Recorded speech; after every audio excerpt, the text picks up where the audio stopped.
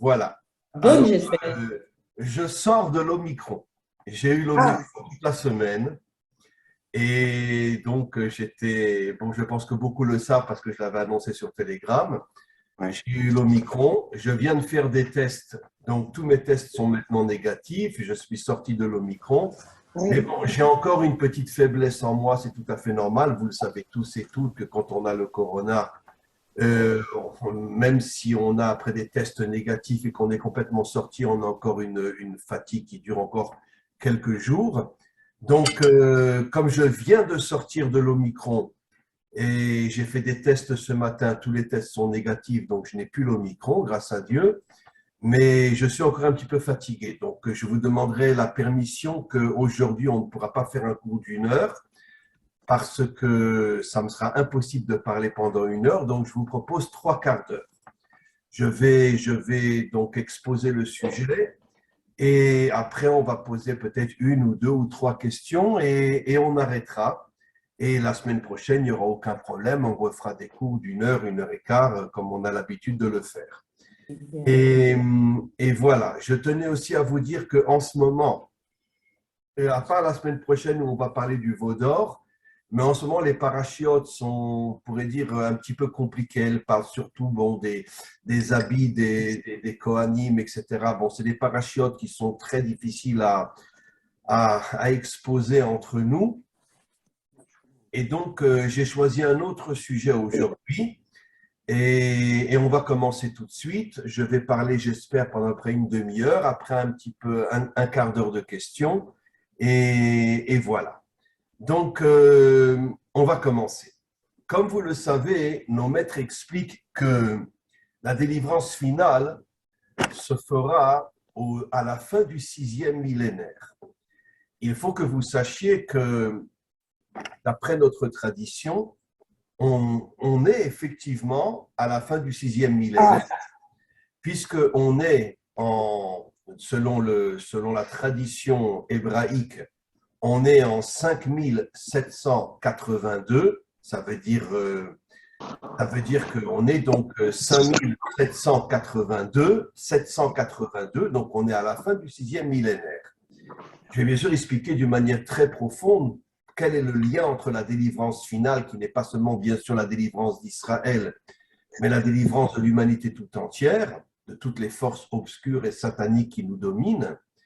Et cette délivrance-là, nos maîtres expliquent déjà depuis des millénaires, sera à la fin du sixième millénaire. Pourquoi le sixième millénaire? Pourquoi le chiffre 6? Parce que comme vous le savez, l'homme a été créé le sixième jour. Pas seulement l'homme. Ah, j'ai oublié d'éteindre les micros. Essayez d'éteindre vos micros, je vous en supplie. Et comme vous le savez, l'homme et la femme, selon bien sûr les codes bibliques, ont été créés le sixième jour, juste avant l'entrée du Shabbat. Et quel est le sens de cette création du sixième jour? Vous savez que Hachem leur a dit, il sera interdit de manger de l'arbre de la connaissance du bien et du mal. Vous ne pouvez manger que de l'arbre de la vie. Alors maintenant, je n'ai encore jamais fait devant vous, je voudrais décoder avec vous, comme nos maîtres l'expliquent, c'est quoi l'arbre de la vie et c'est quoi l'arbre de la connaissance du bien et du mal. L'un des plus grands maîtres de tous les temps, je pense que vous avez déjà entendu son nom, qui s'appelait le Hari Akadosh. Le Hari Akadosh était d'ailleurs d'origine française. Lui-même est né à Jérusalem, mais des siècles auparavant, son ancêtre était un grand médecin français qui a sauvé l'un des rois de France. Et le roi de France l'a récompensé en lui donnant un château sur les bords de la Loire. Et c'est comme ça qu'après, cette famille s'est appelée Louria. Ça veut dire qu'ils ont hébraïsé le nom. Loire est devenu Louria.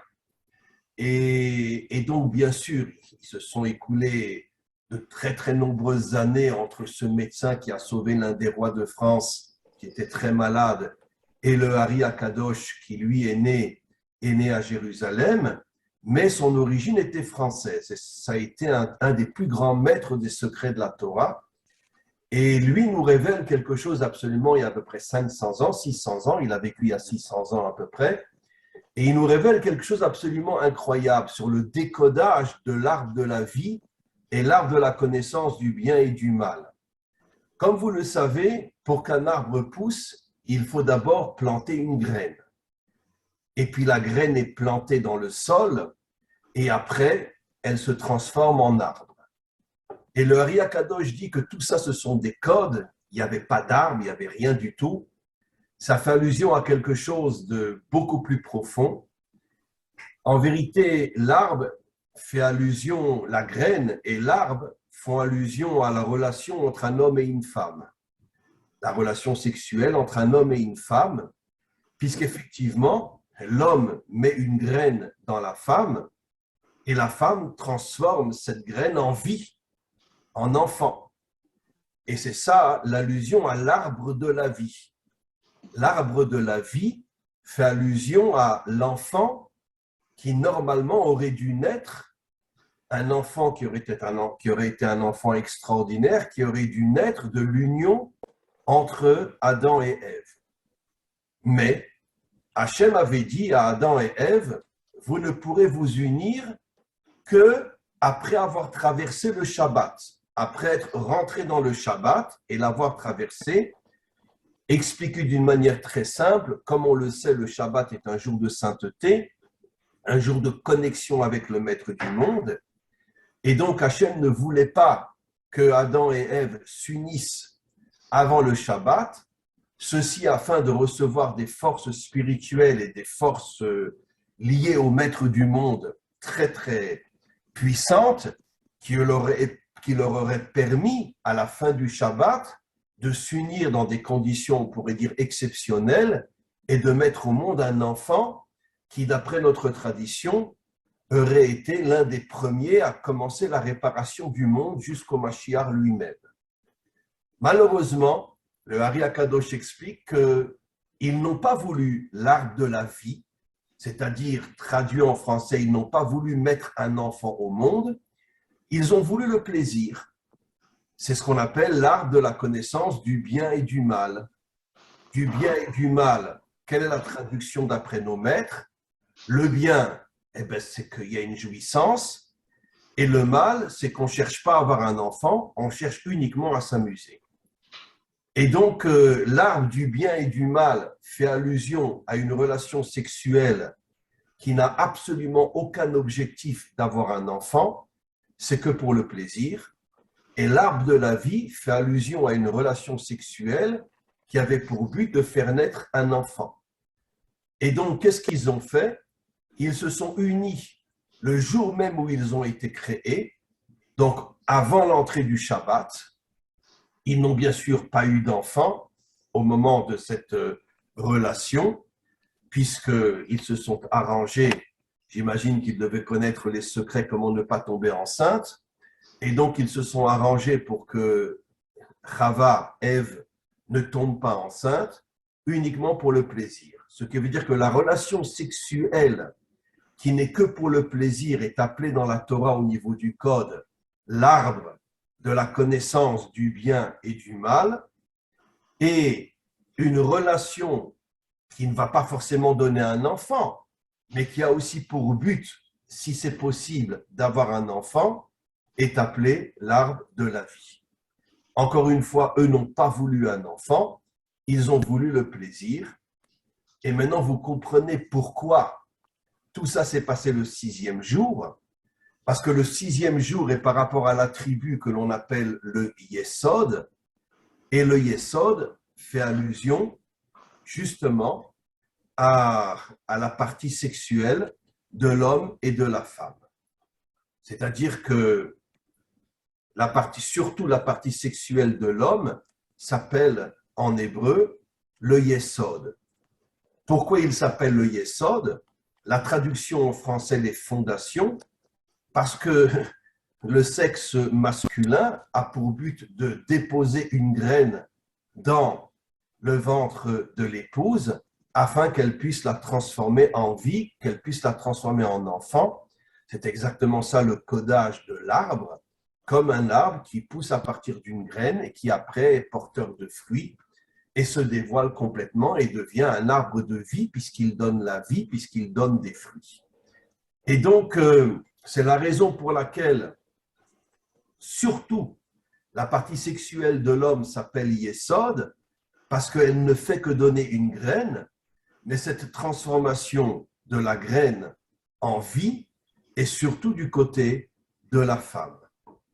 Et donc, puisqu'ils ont fauté le 6e jour, c'est-à-dire que l'homme, surtout l'homme, plus encore que la femme, ne voulait pas d'enfant, il voulait uniquement avoir un plaisir physique avec son épouse, comme la faute a eu lieu le 6e jour, c'est la raison pour laquelle, finalement, la délivrance finale ne se fera qu'au 6e millénaire. On reprend le chiffre 6. Et d'ailleurs, la relation qu'ils ont eue était à la fin du 6e jour, juste avant Shabbat. Et c'est la raison pour laquelle la délivrance finale se fera à la fin du 6e millénaire, exactement comme l'union entre Adam et Ève à la fin du 6e jour. Vous voyez, on a décodé un passage biblique d'une manière que la grande majorité des hommes et des femmes ne connaissent pas. Ils s'imaginent qu'il y avait un arbre, l'arbre de la vie, l'arbre de la connaissance. Mais heureusement qu'on a des maîtres authentiques qui savent décoder notre Torah codée et nous expliquer le sens profond des choses. Maintenant, vous allez comprendre pourquoi la première, on pourrait dire le premier commandement qu'un juif accomplit dans sa vie d'une manière inconsciente, puisqu'il n'a que 8 jours, c'est la circoncision.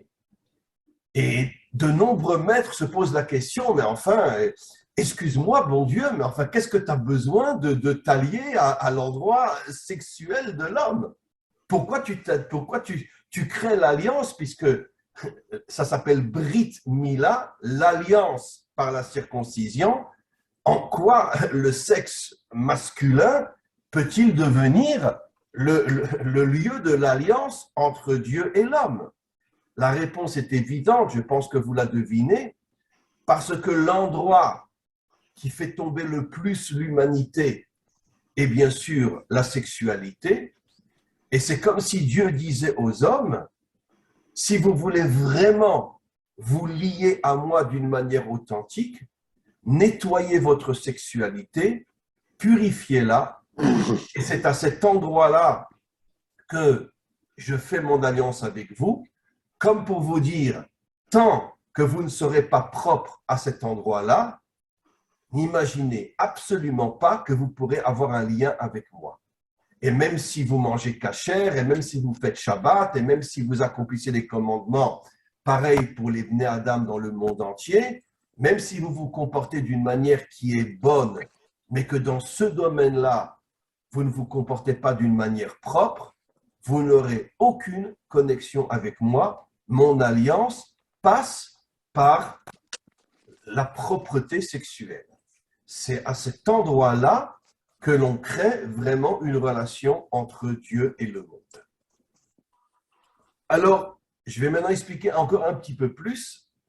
Vous savez que les prophètes expliquent, le prophète Yecheskel et quantité d'autres, Zacharie aussi, je crois en français, Zacharia en hébreu, et Yecheskel, c'est Ézéchiel en français, nous expliquent que juste avant la délivrance finale, il y aura la guerre de Gog. Gog, qui va attaquer Israël, mais en vérité, son intention sera de soumettre l'humanité tout entière. Mais Gog sait que pour pouvoir soumettre l'humanité tout entière aux forces sataniques qui dominent le monde, il faut d'abord détruire Israël. Et donc, la première guerre qui se passera sera donc une attaque de Gog contre Israël. C'est d'ailleurs précisément à ce moment-là que le Mashiach se dévoilera dans le monde, qu'il rassemblera une armée, comme je l'ai souvent expliqué, qui sera composée pas seulement de Juifs, mais qui sera composée de millions d'hommes et de femmes Bnei Adam dans le monde entier. Il lèvera une armée extraordinaire et il partira en guerre contre Gog et il arrivera à vaincre Gog, c'est-à-dire qu'en vérité, tout s'arrêtera à la lutte entre Gog et Israël. Gog n'aura même pas le temps Non, non, non, non, non, de se Non, mettre. non, non, je suis Non, en non, Zoom. il faut absolument éteindre le Non, micro. Qui c'est qui parle là? Bon, c'est pas grave. Éteignez vos micros, mes amis. Finalement, la guerre avec Gog ne se passera qu'en Israël. Ça sera une guerre terrible, évidemment, jusqu'à ce que le Mashiach se dévoile et arrive à vaincre Gog. Maintenant, je vais expliquer quelque chose de beaucoup plus profond. Comment s'écrit en hébreu le mot Gog? Gimel, qui a pour valeur numérique 3, après Vav. Comme vous le savez, le Vav en hébreu correspond au ET, au E en français. Ça veut dire c'est l'union des choses différentes. Par exemple, dans mon salon, j'ai un fauteuil et une table et des chaises et une armoire. Donc le E est ce qu'on appelle l'union des choses différentes. En hébreu, le E s'appelle Vav, qu'on appelle Vav Achibour, le Vav de l'union entre les choses différentes. Et donc, comment s'écrit Gog? Un guimel qui a pour valeur numérique 3, après un Vav et un autre guimel. Un autre guimel, et donc c'est comme si le Vav au milieu unissait les deux guimels, ça veut dire les deux lettres qui ont pour valeur numérique 3. Maintenant, ce qui est très intéressant, si on prend le Aleph ressemble beaucoup au mot Gog, parce que tu as un Vav au milieu, tu as aussi deux lettres identiques, comme Gimel, Gimel dans Gog, mais dans le Aleph, tu as un Yud, un Vav et un Yud. Yud a pour valeur numérique 10. Ce qui veut dire que la différence entre Gog et Aleph, c'est que le point commun, il y a deux points communs, deux lettres identiques, Gimel, Gimel dans Gog, Yud, Yud dans Aleph. Et un autre point commun, le Vav au milieu. Alors, quelle est la différence entre le Gimel et le Yud? D'abord, je dois rappeler que le Aleph est la lettre qui symbolise l'unité dans le monde, l'unité qui se dévoilera au moment de la délivrance finale entre les nations elles-mêmes, entre Israël et les nations, et surtout l'humanité tout entière se reconnectera au vrai Dieu, parce que le vrai Dieu a complètement disparu aujourd'hui. Il est là, mais personne ne le voit et personne ne le connaît, puisque l'humanité, et même à titre individuel, on est tous plus ou moins dans la faute, chacun à son niveau. Donc, c'est seulement au moment de la délivrance finale que le vrai Dieu se redévoilera. Alors, quelle est la différence entre Gog et Aleph? Alors, ce que j'ai expliqué, le Yud a pour valeur numérique 10. Le 10 fait allusion aux 10 attributs divins, alors que le Gimel ne fait allusion qu'aux 3 premiers attributs divins, puisque la valeur numérique de Gimel, c'est 3. Vous me suivez bien, ça va, c'est pas trop compliqué? Je continue. Les 3 premiers attributs divins, qui sont dans le mot Gog, font allusion au cerveau, la pensée. Tandis que les 10 attributs divins font allusion, c'est vrai, aux 3 premiers, le cerveau, la pensée, après les 6 autres, les qualités, et le dernier, l'action. C'est-à-dire que les 10 attributs divins se divisent dans les 3 parties de l'homme, la pensée, les qualités du cœur et l'action. Tandis que Gog, ce n'est que le monde de la pensée. Il n'y a pas de qualité, il n'y a pas d'action. Quand je parle d'action, je parle d'une action positive dans le but, bien sûr, de construire et de nettoyer le monde.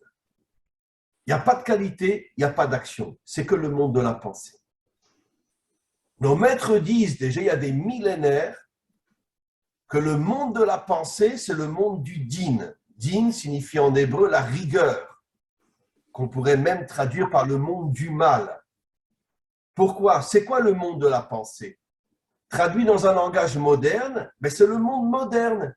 c'est le monde de la technologie, c'est le monde de l'informatique, c'est le monde en vérité où on demande aux hommes de n'être que des penseurs.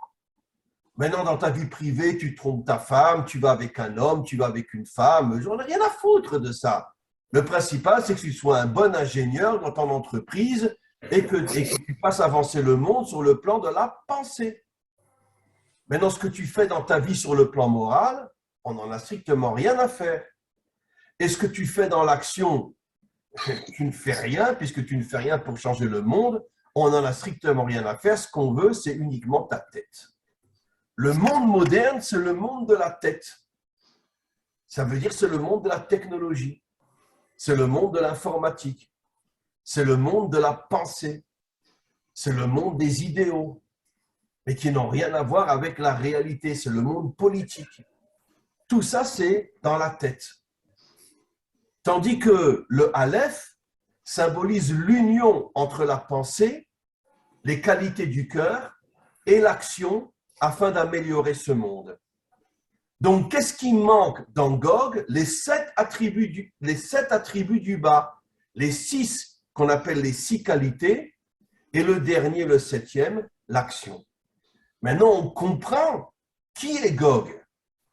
Gog, en vérité, c'est le monde ultra-moderne qui veut tous nous transformer en penseurs, qui veut tout pour casser la morale de l'homme et surtout casser l'action de l'homme, soit un penseur, travaille dans de grandes sociétés afin de faire avancer le monde sur le plan technologique, mais ce que tu fais dans ta vie, ça ne nous intéresse pas. Sois ce que tu veux, ce n'est pas mon problème. Le principal, c'est que tu sois à 8 heures dans ton entreprise jusqu'à 8 heures du soir et que tu travailles pour faire avancer le monde sur le plan de la science, etc. Voilà.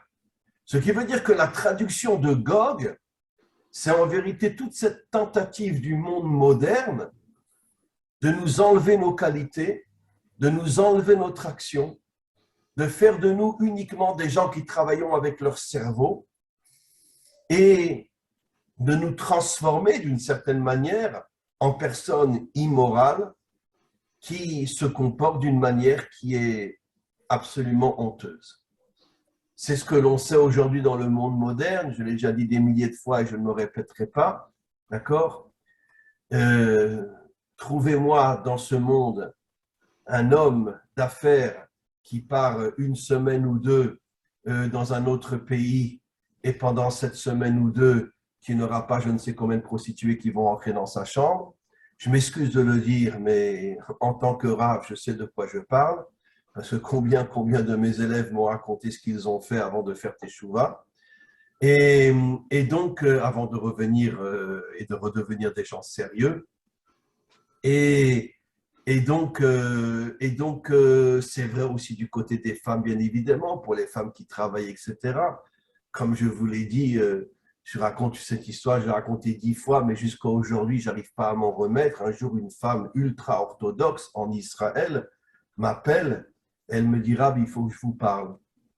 Et je lui dis, oui, de quoi s'agit-il? Ben, écoutez, je travaille dans une société où on est en relation avec des gens du monde entier et j'ai eu plusieurs fois au téléphone quelqu'un à Paris et puis on a commencé à parler d'autre chose que du travail et, et j'ai craqué. Et j'ai fait croire à mon mari que je partais en France pour aller voir ma mère et en vérité, j'ai été pendant une semaine dans un hôtel avec lui, un non-juif, elle une femme orthodoxe. Et voilà, qu'est-ce que je fais? Je n'arrive plus à supporter ce que je viens de faire. Qu'est-ce que je fais? Bon, je ne vous dirai pas comment j'ai discuté avec elle pendant des heures, etc., pour essayer de la sortir de là, mais c'est absolument incroyable. Une femme orthodoxe, c'est religieuse, qui s'en va à Paris, qui fait croire à son mari qu'elle va voir sa mère. Elle passe une semaine dans un hôtel avec un homme. Et donc, ça veut dire qu'aujourd'hui, il n'y a plus de garde-fou, il n'y a plus rien aujourd'hui. que tu sois religieux, pas religieux, etc., les tentations dans ce monde sont tellement fortes que tout le monde craque. Tout le monde craque. Et en vérité, tout ça, c'est en vérité le projet de toutes ces forces sataniques qui veulent nous transformer en animaux, sauf notre tête. Notre tête continue à être une tête qui est au-dessus de l'animal, mais notre corps devient un corps d'animal. Et pourquoi? Comme je l'ai expliqué, pour nous soumettre et pour nous affaiblir et pour nous transformer finalement en animaux que l'homme et toutes ces forces sataniques arriveront à dominer. Alors, je voudrais juste rajouter encore un mot, puisque encore une fois, là, je vais vous laisser poser des questions pendant un quart d'heure, après on va arrêter. Je commence à nouveau à être un petit peu fatigué. Et donc, qu'est-ce qu'on comprend de là? On comprend que finalement, c'est ce qu'on vit aujourd'hui. Je sais que j'ai déjà dit des milliers de fois, mais c'est ce qu'on vit aujourd'hui. Toutes les forces obscures de ce monde essayent de nous faire tomber dans la débauche, dans la recherche du fric et le pouvoir au niveau politique, etc. C'est ça toute l'idéologie du monde moderne aujourd'hui. Alors évidemment, il y a des millions d'exceptions. Déjà, vous tous qui êtes devant moi, que vous ne pouvez pas savoir comme je vous aime et comme je vous respecte. Et je suis sûr que vous êtes des gens extraordinaires. Mais, d'accord, on est combien? On est 46 aujourd'hui. Sur 7 milliards, c'est pas grand-chose. D'accord? Sur 7 milliards, c'est pas grand-chose. Donc, comment sont la majorité des hommes aujourd'hui? Tout le monde tombe. D'accord? On connaît tous l'histoire de Bill Gates, qui a divorcé récemment de sa femme parce que toutes les semaines, il allait sur l'île de Weinstein, cette grande pourriture qui faisait venir des filles de 16, 17 ans, 15 ans, 14 ans sur son île et ils passaient leur temps à coucher avec elle. D'accord? Weinstein, c'était un juif, oui, absolument. Et Bill Gates allait une fois par semaine sur l'île de Weinstein. Et donc, des pourritures, il y en a partout, hein, même chez nous. Faut savoir que dans tous les peuples, il y a ce qu'on appelle dans le langage des secrets de la Torah le Erev Rav. Ça veut dire ces gens qui font tout pour détruire le monde. Et ça sera ça la grande guerre la grande guerre de Gog. Gog va essayer, encore une fois, de casser la moralité de l'homme, de casser l'action de l'homme pour n'en faire qu'un cerveau au service de toutes ces grandes puissances qui vont vouloir faire monter le monde dans le monde de la pensée et jusqu'au point que finalement, l'homme, au niveau de son corps et de ses qualités, va se transformer en animal. Ça n'aboutira pas, comme je l'ai expliqué, parce que c'est précisément à ce moment-là que le Mashiach va se dévoiler et qu'il lèvera une armée dans laquelle il y aura David, il y aura Libye, il y aura beaucoup de femmes, etc. Et donc, il y aura Jean-Robert aussi, il y aura du monde. Il y aura du monde. Et cette armée-là sera une armée courageuse qui va se battre contre le mal et qui amènera la délivrance finale. Mais pour ça, il va falloir être des gens extrêmement courageux, extrêmement forts, de manière à ce qu'on puisse vaincre Gog et amener la délivrance finale. Voilà, donc je vais juste faire un minuscule résumé de la partie la plus importante. Mes amis, je sais que bon, on est des gens relativement âgés, donc peut-être que chez nous, le problème est moins grave qu'il l'était quand on était jeune. Mais David, tu m'entends, David? Si tu veux être un vrai guerrier de la délivrance, fais attention. Tu es jeune, fais attention. Je ne te dis pas que tu ne dois pas avoir une copine, mais sois propre avec elle. Sois propre avec elle. Parce que la propreté sur le plan sexuel, c'est le seul chemin qui nous amène à une relation authentique avec le maître du monde. Tu m'entends, David? Hein? Comme tu es jeune, alors je parle à toi. Mais bon, il y a peut-être d'autres jeunes aussi ici. Bon, on est tous un petit peu âgés. Hein, bon. Donc, on a déjà tout notre passé derrière nous. Mais bon, j'espère qu'on a tous été des gens propres. Mais en tous les cas, quelle est la conclusion de tout ce que j'ai expliqué? Il n'y a qu'un seul et unique chemin pour pouvoir se connecter véritablement au maître du monde. C'est ce que nous disent nos maîtres. l'homme et la femme méritants méritent d'avoir la présence divine au milieu d'eux. On ne dit pas celui qui prie à l'église ou celui qui prie à la synagogue. On ne dit pas celui qui mange kasher ou qui fait Shabbat. Bien sûr qu'il faut manger kasher et faire Shabbat si on est juif. Mais ce n'est pas ce que nos maîtres disent. Nos maîtres disent un couple qui réussit sa vie de couple, celui-là mérite d'avoir la présence divine au milieu de lui. Je sais que c'est un sujet dont on a déjà beaucoup parlé, mais c'est le sujet prioritaire aujourd'hui, mes amis. Donner toutes nos forces, toute notre vie pour réussir notre vie de couple. C'est très, très, très, très, très important.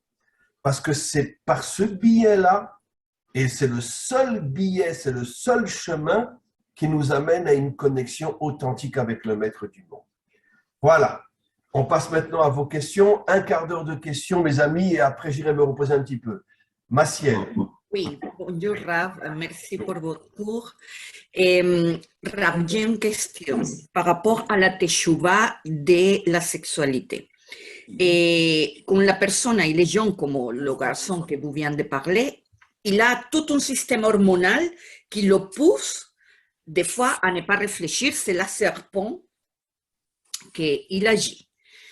Mais la mesure que la personne il fait plus âgée, les hormones ils descendent.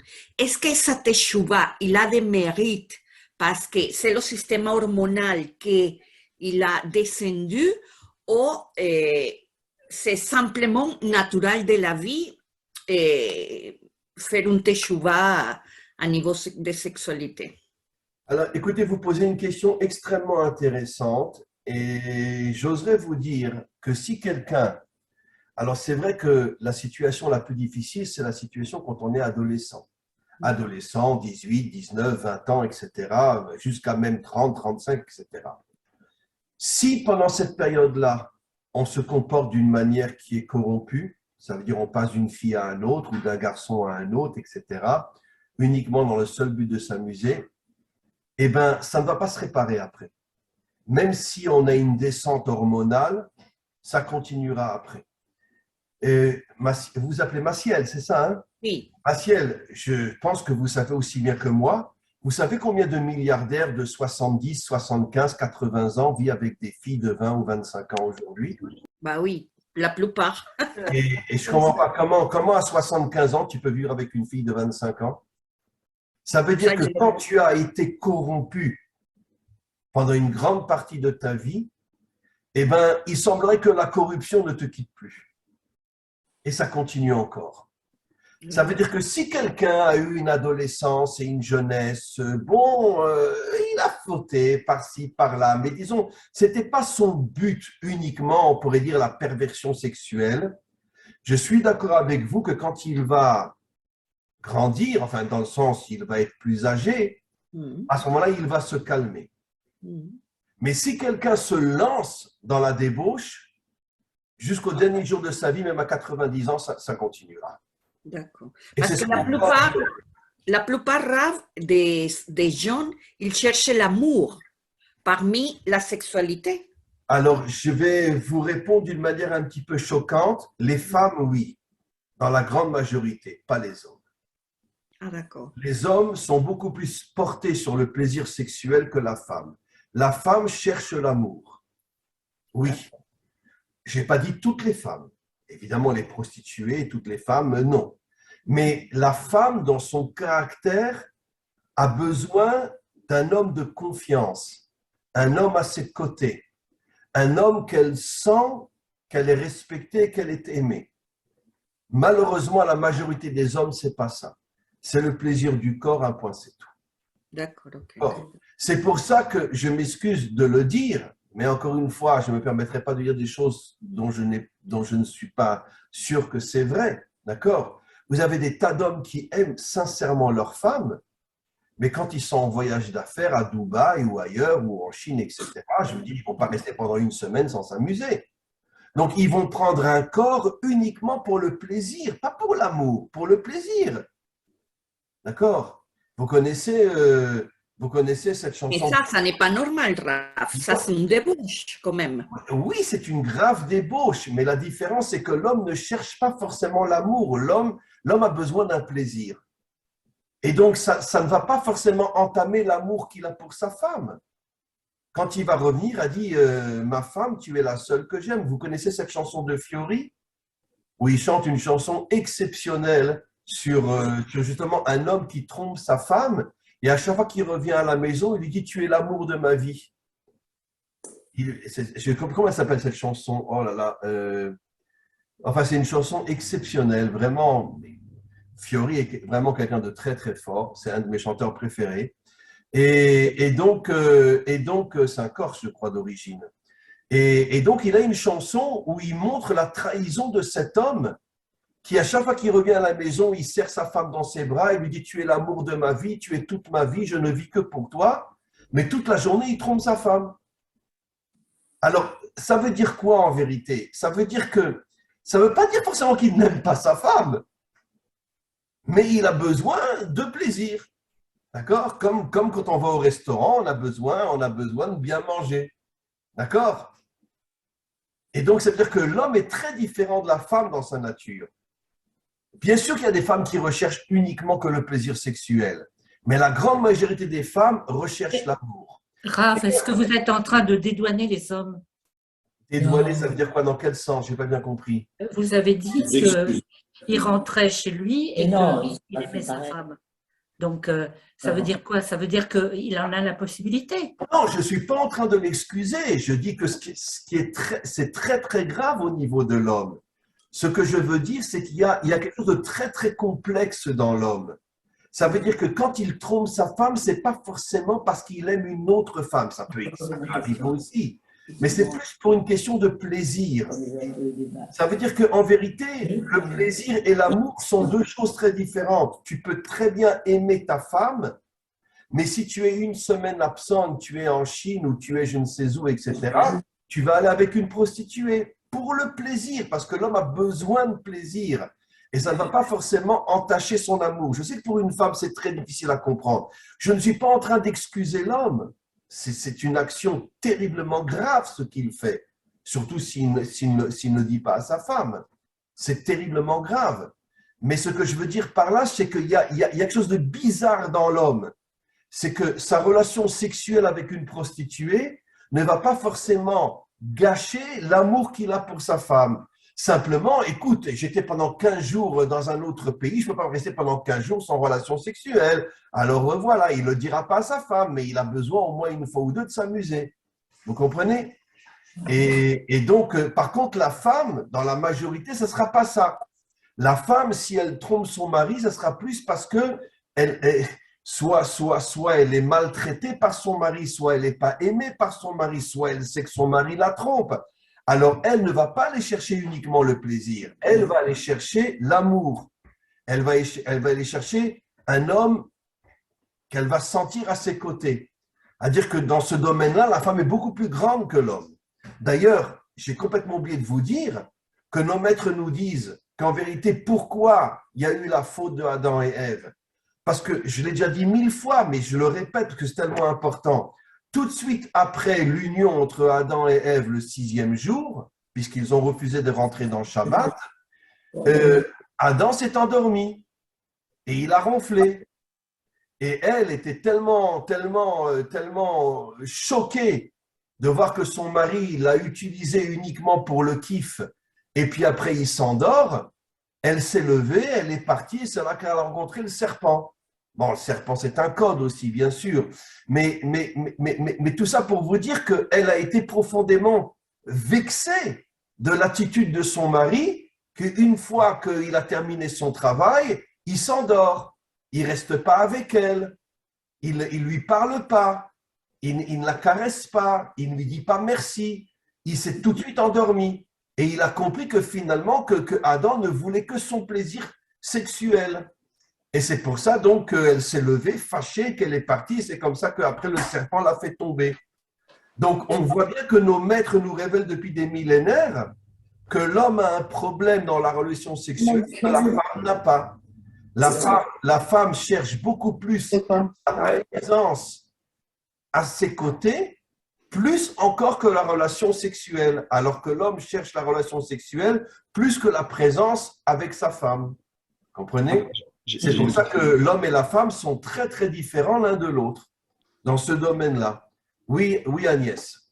Rav, dans votre cours, vous avez dit que l'union devait se faire seulement après le Shabbat. Dans le début de la création, je n'ai pas dit que ça se fait tout le temps comme ça. Non, mais l'arbre de la vie, vous avez dit ça correspond donc au couple et que normalement… Ça correspond à un enfant, l'enfant qui devait naître de cette relation après le Shabbat. Après le Shabbat. Mais vous avez dit il aurait été le premier à réparer le monde. Oui. Mais il n'y avait pas de faute encore. Mais si, il y avait déjà le serpent. Le serpent, c'est un code. Ça veut dire que ça représente toutes les forces maléfiques qui étaient dans ce monde. Et le serpent était là. Le serpent, même si c'est un code, mais il représente quoi le serpent?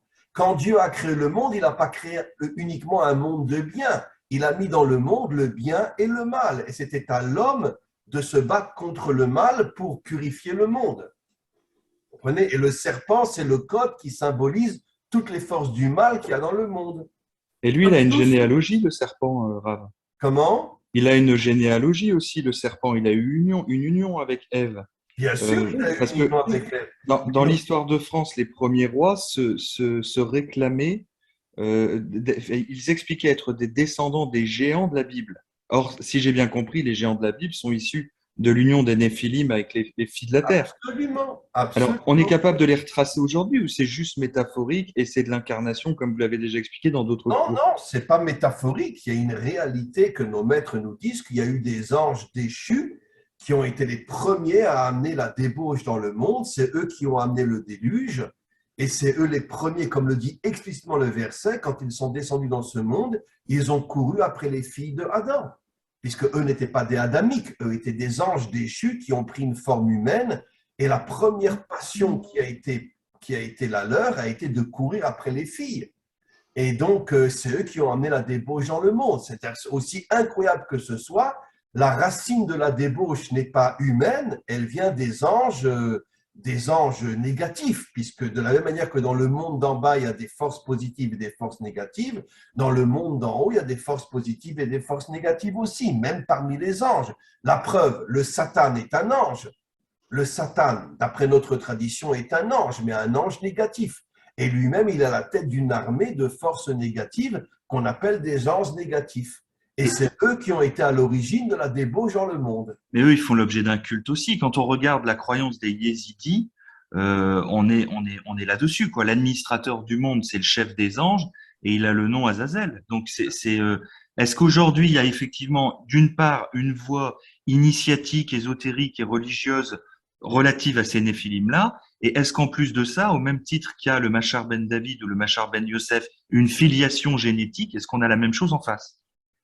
Écoutez, comme vous le savez, je l'ai déjà dit, j'ai eu beaucoup d'élèves qui étaient à l'origine des francs-maçons et qui m'ont raconté, bon, après ils sont sortis des francs-maçons quand ils ont découvert mes cours ou d'autres cours et ils ont complètement lâché. Et eux-mêmes ne faisaient pas partie des castes supérieures qu'on appelle la 33e caste et au-dessus, mais ils m'ont raconté des choses absolument inimaginables, que exactement de la même manière qu'un juif va à la synagogue ou un chrétien va à l'église, il y a des cérémonies de débauche dans les hautes sphères de la franc-maçonnerie. C'est pas possible. Ah oui, ce sont des francs-maçons qui me l'ont raconté, et des gens qui étaient eux-mêmes des francs-maçons. Et donc, qui m'ont raconté que ça ne se fait pas au niveau de… La grande majorité des francs-maçons ne font pas ça. Au contraire, je vous ai déjà dit que moi, j'ai déjà donné un cours devant des francs-maçons qui étaient des gens extraordinaires, mais c'est des gens du bas, ce n'est pas des gens du haut. C'était à côté de Rouen, j'étais invité par des francs-maçons, des gens extraordinaires, des gens vraiment bien. Mais eux-mêmes ne sont même pas conscients de ce qui se passe au-dessus de leur tête. Ils ne sont même pas conscients. Est-ce que vous savez, messieurs et mesdames, qui est la chef principale de toute la franc-maçonnerie du monde entier? C'est la reine d'Angleterre. La reine d'Angleterre, absolument.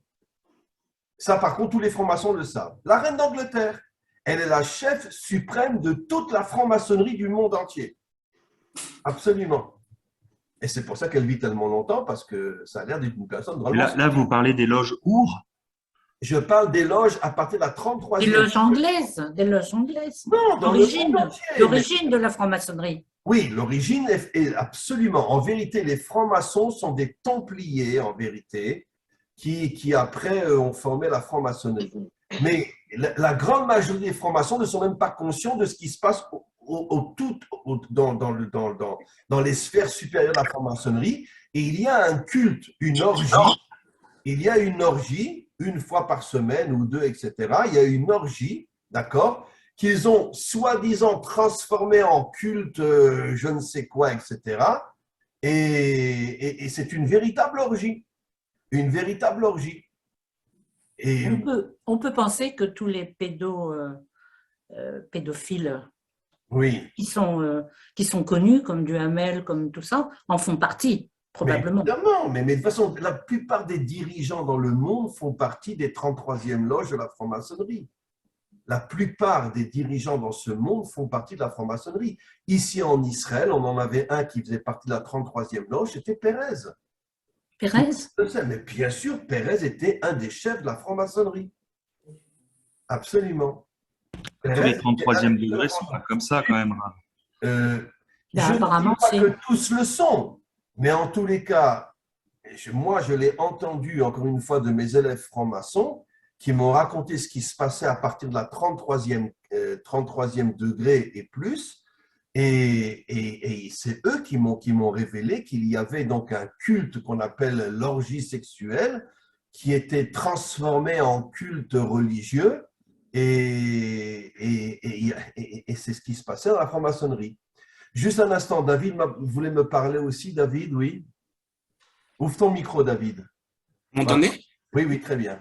Oui, j'avais une question, Rav. Vous avez dit au début du cours que l'arbre de la connaissance du bien et du mal pouvait faire aussi allusion à l'enfant qu'Adam et Ève auraient dû avoir par relation sexuelle pour le plaisir, si j'ai bien compris. Non. Oui. Non, pas pour le plaisir. Non, Non, l'arbre de la connaissance fait allusion à une relation sexuelle qui n'est fondée que sur le plaisir. Peut-être il y aura un enfant, mais D'accord. le but est uniquement le plaisir. C'est ça qu'on l'appelle l'arbre de la connaissance du bien et du mal. Le bien, c'est le plaisir. Le mal, c'est que c'est une relation que pour le plaisir. D'accord. Pour avoir un enfant. Bah, du coup, la question que je me posais, c'est que est-ce que dans le mariage, dans une relation conjugale, une relation basée uniquement sur le plaisir, c'est-à-dire que si l'homme et la femme le font juste pour le plaisir, c'est prohibé par rapport à ce que vous expliquez? Alors, tu me poses une question délicate, David, et je te répondrai très sincèrement que dans un couple, les choses sont différentes. À partir du moment où un couple veut avoir des enfants et a donc des relations aussi pour avoir des enfants, il n'est absolument pas interdit pour un couple qui ne se trahit pas. Ça veut dire qu'ils sont vraiment un couple solide. Il n'est pas interdit d'avoir une relation uniquement pour le plaisir. Pourquoi? Parce que ce n'est pas que pour le plaisir. Ils veulent aussi avoir des enfants. Ce que j'ai appelé, moi, une relation interdite, c'est quand c'est une relation qui n'est que pour le plaisir. Nous ne voulons pas d'enfants. D'accord?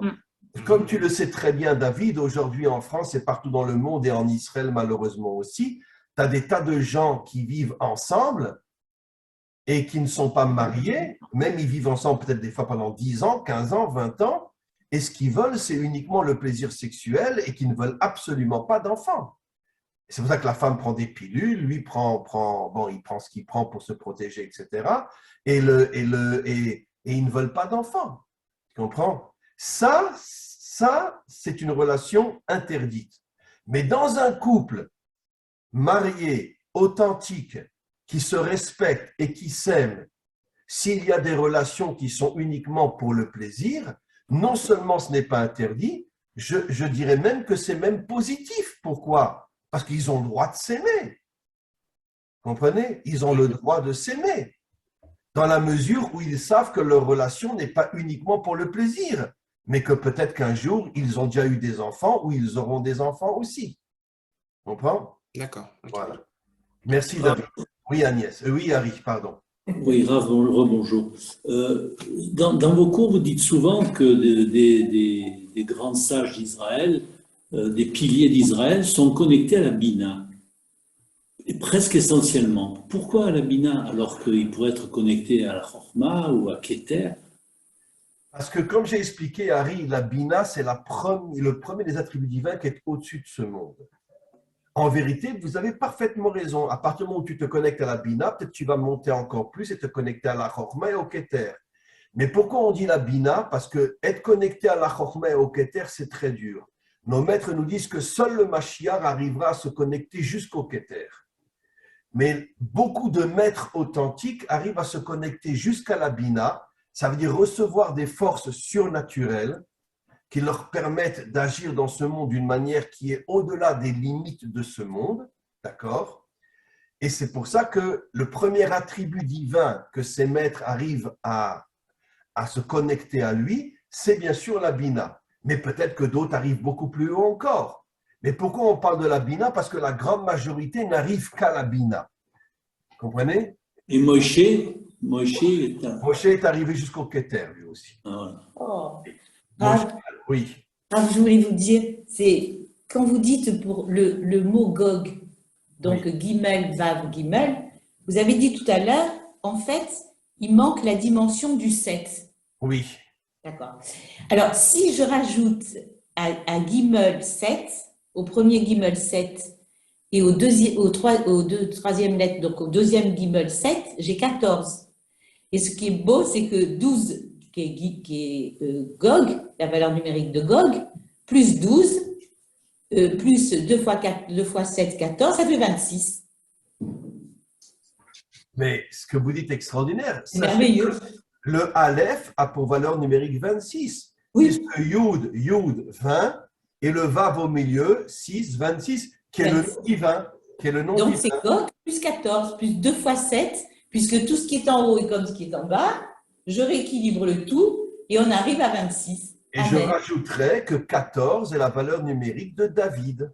De Diad, de la main de Dieu. Ça veut dire que ce que Gog ne veut pas, c'est David. Or, c'est quoi David? C'est l'union entre le monde d'en haut et le monde d'en bas, comme on l'explique 1000 fois. Puisque David lui-même était un homme extrêmement spirituel, mais en même temps un grand guerrier. Donc, il est arrivé à unir le monde d'en haut au monde d'en bas.